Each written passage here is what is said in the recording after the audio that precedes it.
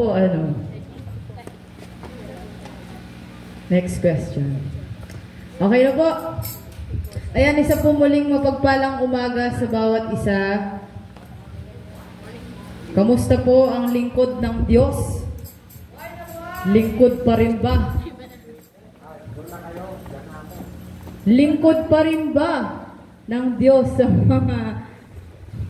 Ayan. Sige nga po, kumustahin po natin ang ating mga katabi. Uy, kapatid, kumusta ka naman?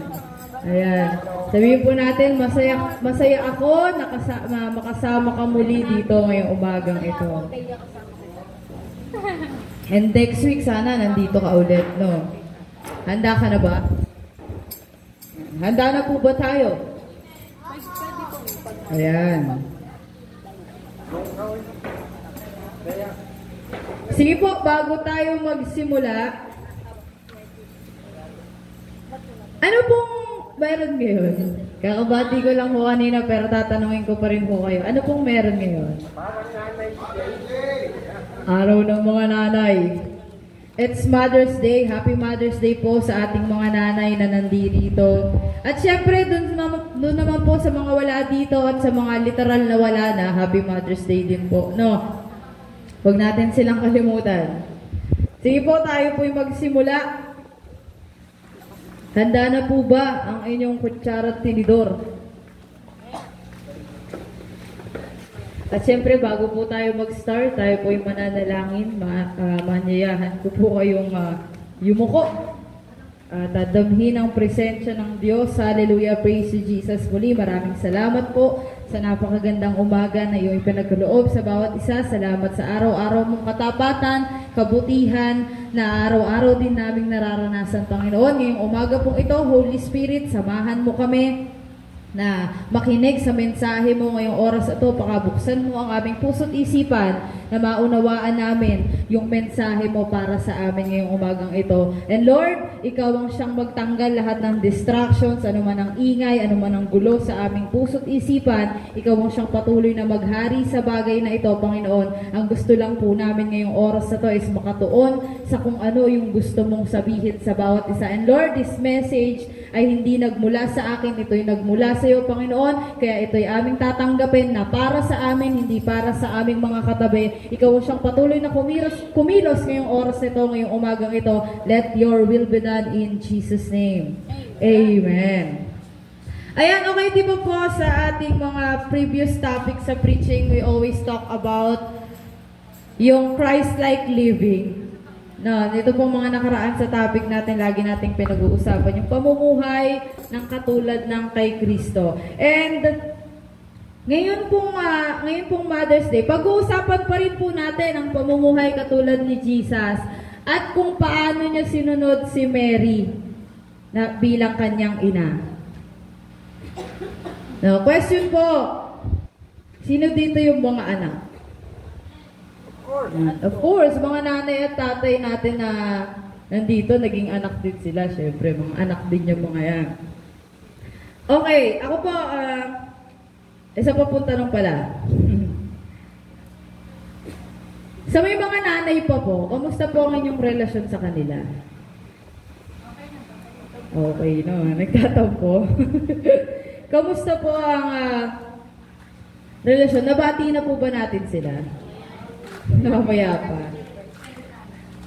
Nayakap na, nakiss, nabigyan na ba ng gifts ang ating mga nanay? Ako po kung tatanungin nyo, okay naman po kami, ang saya kasi, pero, pero kidding aside po, no, talagang miss na miss ko na ang aking aling Teresita, ang aking nanay. And ito po ang unang Mother's Day celebration na nawala ang aking nanay. So, medyo nakakalungkot po. Talaga namang nakakalungkot. Pero still, ako po yung masaya dahil alam ko naman ho na siya'y nakangiti kasama ang Diyos na nakatingin o panis. And hindi lang po sa akin yan, pati po sa ating mga mamis na talaga namang wala na rin mga nanay. Okay, let's talk na po about Jesus and how we honor or obey His mother. So, ang ating pong scripture for today, for this morning is mula sa John chapter 2 verse 1 to 5. Basahin ko po. Nang ikatlong araw may kasalan sa Cana sa Galilea, at naroon ang ina ni Jesus. Si Jesus at ang kanyang mga alagad ay inanyayahan din sa kasalan. Naubos ang alak, kaya't sinabi ng ina ni Jesus sa kanya, "Anak, wala na silang alak." Sinabi ni Jesus, "Ipaubaya na lang po ninyo ito sa akin, ginang. Hindi pa ito ang aking tamang oras." Sinabi ng kanyang ina sa mga naglilingkod, "Gawin ninyo ang anumang sabihin niya sa inyo." Tinawag niya pong ginang, so sabi po sa English version, "Woman, why do you involve me?" Ayan, Jesus replied, "My hour has not yet come." Ito po yung unang himala na ginawa ni Jesus, tama po? Yes, yung water turn into wine. Pero hindi po natin pag-uusapan yun. Magpo-focus po tayo dun sa part kung paanong sinunod pa rin ni Jesus si Mary. Kahit pa sinabi na niyang, hindi pa ito yung tamang oras. Hindi pa ito ang aking tamang oras. Nagkaroon na po ba kayo ng ganong situation? Yung part na may mga pinapagawa sa atin ng ating mga nanay na talaga namang against or ayaw na ayaw natin. Meron. Bigyan ko po kayo ng example para makasagot kayo. Ayan. Bukas mo pa balak gawin, pinapagawa na nila ngayon. No.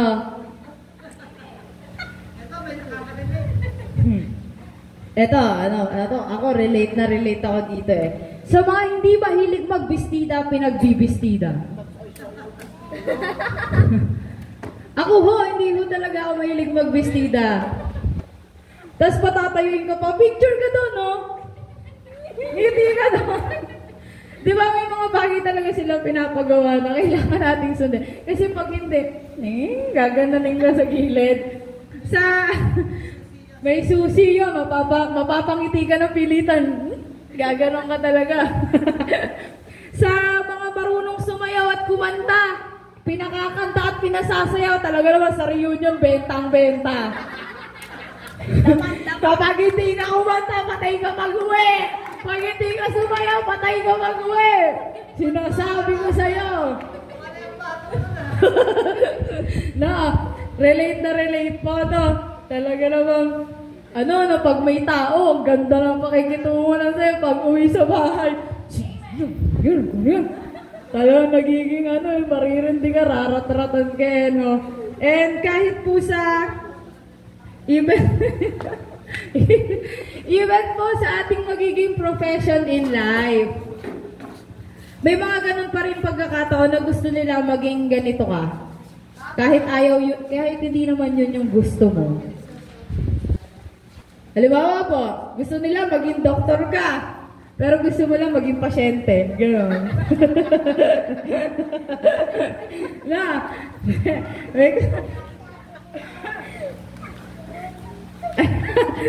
Pero may mga ganun po talagang pagkakataon sa ating mga anak, relate, no? Talagang kahit na ayaw natin, kailangan nating gawin. Kasi nanay natin sila, no? Yan, sumasama ang loob. Sa linggo mong titiisin yung sama ng loob ng nanay mo, talaga naman. At balik po tayo sa scripture. Hindi naman po sa sinasabi kong against or ayaw na ayaw si Jesus dun sa pinapagawa ni Mary sa kanya, yung wala na nga kasing alak. Ang ibig ko lang pong sabihin doon, Jesus still obeyed his mother. Kahit sa kabila ng ganong klaseng sitwasyon. And kung si Jesus sumunod pa rin, ano pa tayo? No, dapat tayo din. Kahit na ayaw mo, obey. Why? Ginawa nga ni Jesus eh. No, we're talking about Christ-like living. No, Christ-like living. Ayan, kung titignan po natin dun sa sitwasyon na yon, si Jesus, Diyos siya. Pwedeng hindi niya nasundin si Mary. Pwedeng hindi niya napakinggan o pansinin. Pero hindi niya ginawa. Anong ginawa niya po? Sinunod niya pa rin si Mary. Bakit? Kasi di ba po sabi sa kanyang salita, honor your father and your mother. Sino po ba ang salita? Si Jesus. si Jesus po ang salita, which is siya rin ang katuparan ng mga salita. So, ginawa pa rin ni Jesus kahit alam niya na pwede namang hindi. No?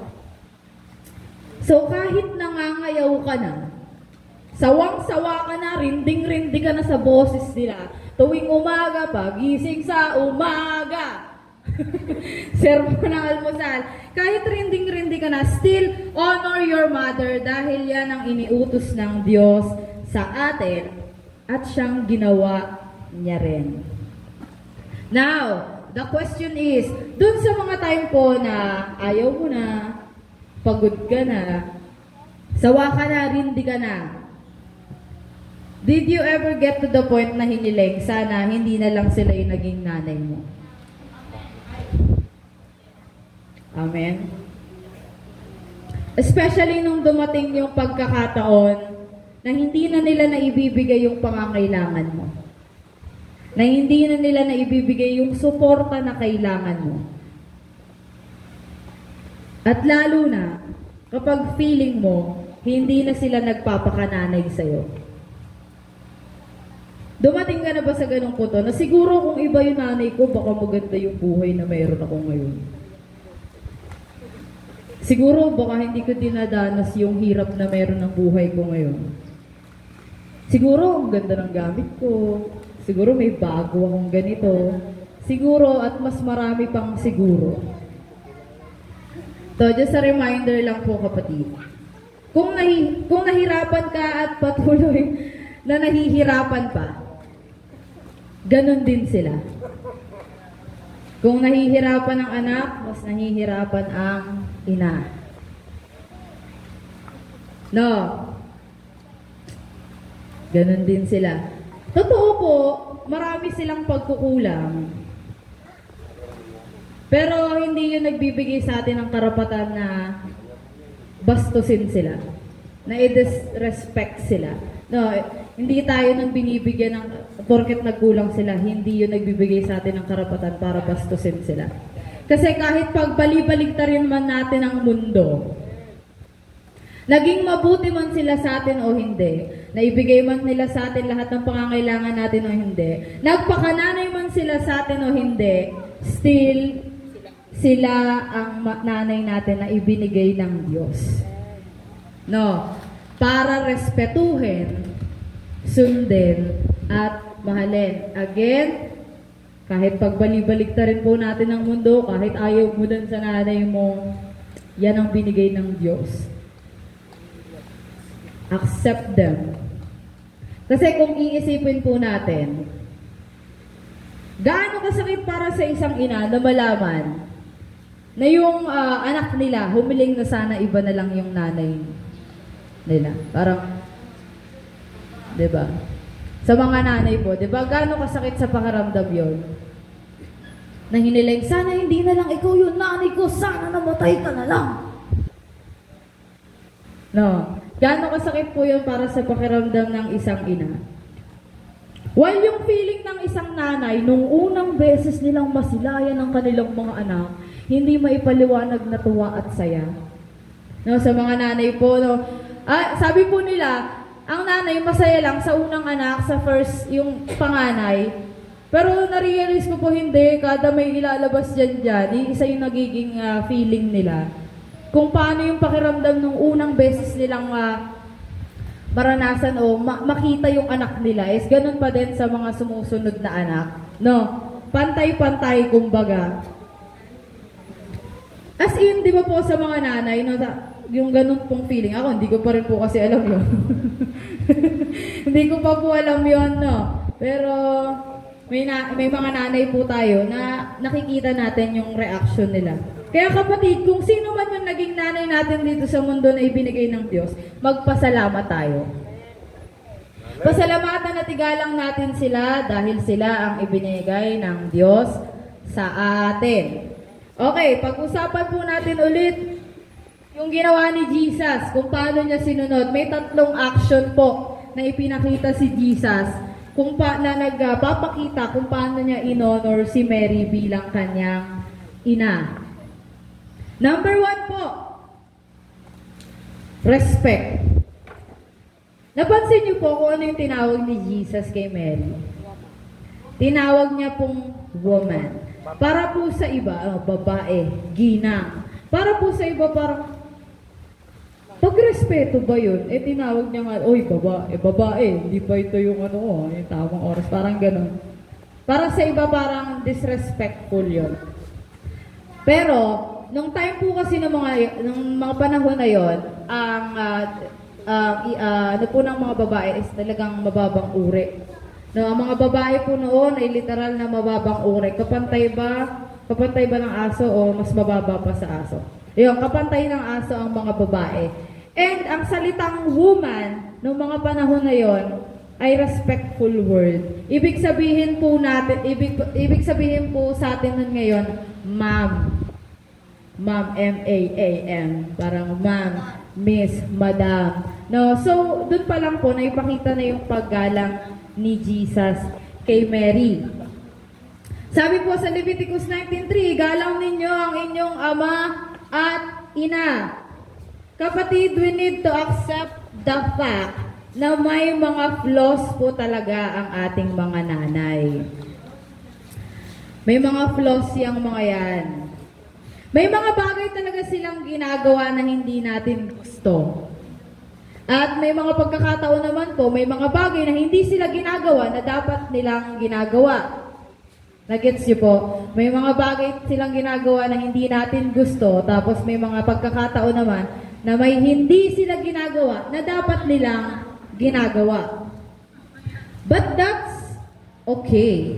No. Okay lang po yun. Kasi they are also learning. Natututo pa rin sila. Katulad natin ng mga anak. No. Hindi porket nanay na sila, tapos na silang matuto. No. Natututo pa rin po sila. Hindi porket nanay na sila, bawal na silang magkamali o pumalya. We need to accept them kung sino sila, and that's what you call respect. Nire-respeto mo sila kahit na may mga bagay silang ginagawa na hindi mo gusto. For example, gusto mo ganito nakahilera yung damit, naka-color coding pa. No, ito yung purple, ito yung black, ito yung puti. Pero kapag nanay na natin ang naglagay dyan, wala nang ganon. Wala nang ganon. Anong color coding? Basta inilagay ko yan dyan, tapos. Tiniklop ko na yan, tapos.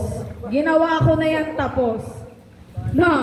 Wala pong ganun. Kasi po mga nanay, marami silang ginagawa. Yun po yung lagi nilang reason Ang dami kong ginagawa, tapos ganun pa. Buti nga ginawa ko pa. Parang may mga ganun pa sila. So, sa sobrang dami nilang ginagawa, hindi na hindi na tumatama yung yung sa tiklop. Tayo pag magtitiklop, gaganunin pa sa kanila, ganun na. So sobrang, kailangan po natin yung intindihin. Ayun yung mga few examples ng flaws na mayroon ng ating mga nanay na kailangan nating tanggapin because we respect them. May narinig po ako sa isang preacher. Tandaan po natin ito. Ang tunay na panukat ng salitang respeto ay hindi yung kapag parehas kayo. Ang tawag po doon, nagkakasundo kayo.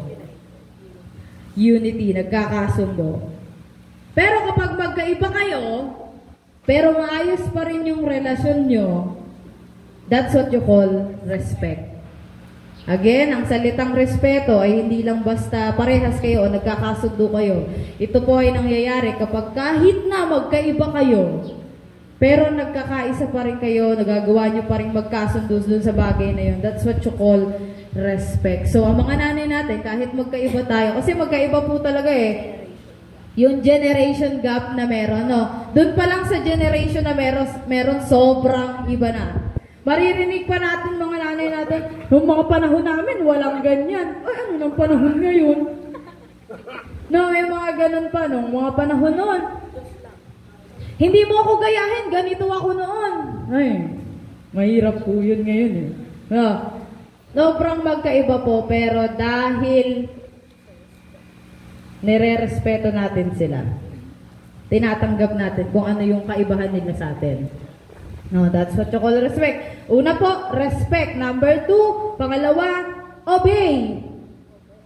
Sabi sa Ephesians 6, mga anak, sundin ninyo ang inyong mga magulang alang-alang sa Panginoon, sapagkat ito ang nararapat. So, katulad ng ginawa ni Jesus dun sa kasalan, sinabi niya nang hindi pa ito yung tamang oras. Pero ginawa niya pa rin. Sinunod niya pa rin si Mary. Inobey niya pa rin. So tayo, kahit may mga pagkakataon na ayaw talaga nating gawin, sundin natin. Kung ayaw niyong maratratan, sige, bahala kayo. No. Kung ayaw niyong maratratan, ang mga nanay po is na pangalanan sila na Armalite. Nanay ko nga ako, kahit hindi na nakakapagsalita ng ayos, na-Armalite pa ako eh. Pero ang galing po ng Diyos, naiintindihan ko yung sinasabi niya. Simula po sa tola na, naiintindihan ko yun yan. Ang sinasabi niya lang ho, tola yung damit ko, panis, translator to. Naiintindihan ko yung sinasabi ng nanay ko sa pamamagitan ng tulong ng Diyos. So kahit ayaw natin, kailangan nating sumunod. Bakit? Sino sila? Ang ibinigay ng Diyos bilang ating maging ina, bilang ating tagapangalaga dito, no, simula nung inilabas nila tayo, hindi naman lang basta inilabas lang, no. May mga ginawa yung mga yan. Nilinisan ka, pinakain, kung ano man yung narating natin ngayon, may ambag yung mga yan. No, may ambag sila. Hindi yung, ay hindi nga ako nang pinag-aral eh. Ay, hindi ka makakapag-aral kung hindi ka niluwal nun. No. Number 1 po, respect. Number 2, obey. And number 3 po, love. Mahalin natin sila. No. Paano na ipakita ni Jesus yung love niya for His mother? Ito po ay sa Book of John. Kung nabasa niyo po to, nang maipako siya sa krus, nung naipako na po si Jesus sa krus, inihabilin niya po ang kanyang nanay kay John. Kung mababasa niyo po yun, di ba po hinabilin niya, parang ikaw na yung bahala sa nanay ko. Eh nagkaroon ng tahanan nun si Mary. And that shows how much Jesus loved His mother. Hanggang po sa pag-alis niya, inisip niya pa rin yung magiging kalagayan ng kanyang ina. Kayo po, kung tatanungin, paano niyo po ipinapakita o ipinaparamdam sa inyong mga nanay kung gaano niyo sila kamahal? By words ba? By action? Paano niyo po yun? Ano yung love language? May mga ganyan-ganyan pa eh. No. Alam niyo po, it's true na the only one na kayang mag-sacrifice ng kanyang buhay ay ang Diyos. But I realize, mothers can also do that. Pangalawa sila. Pangalawa sila sa Diyos na kayang gawin yon. Yung tipong gagawin nila ang lahat para sa kanilang mga anak. Sa mga nanay po, agree po tayo dyan. No, gagawin nila yung lahat. Mawalan na sila. Mahirapan na sila. Wag lang tayong mga anak. No. Ganun magmahal ang isang ina. Isusubo na lang, ibibigay pa sa iba, ibibigay pa sa anak. No, sa mga anak po dyan, sa mga nanay po, di ba ganun po? Ako, hindi ko kasi ako nanay eh. Pero nararamdaman ko yun sa mga nanay natin. Literal po, no, isusubo na, ibibigay.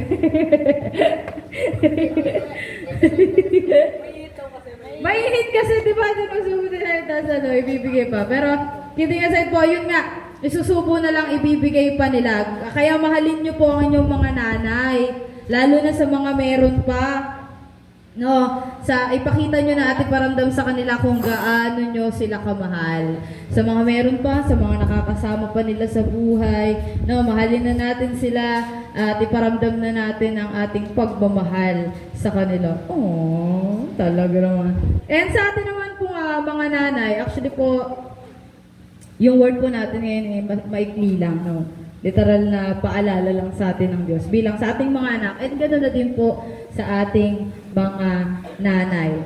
Ayun po, mahalin po natin sila. And sa atin naman po mga nanay, I know na gusto nyo po para sa inyong mga anak ay yung makakabuti at hindi nila ikakapahamak. But God is telling you right now na magagawa nyo po yun if you have a relationship with Him and you know His Word.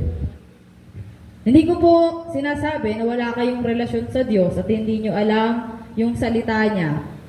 Ang sinasabi ko lang po is magagawa nyo po yun sa pamamagitan ng tulong niya. Tandaan po natin, ang salita ng Diyos ay kumpleto.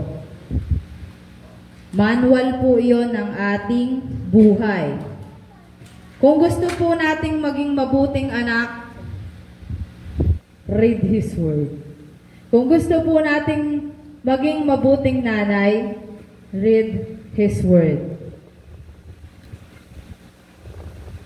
Nandito po lahat.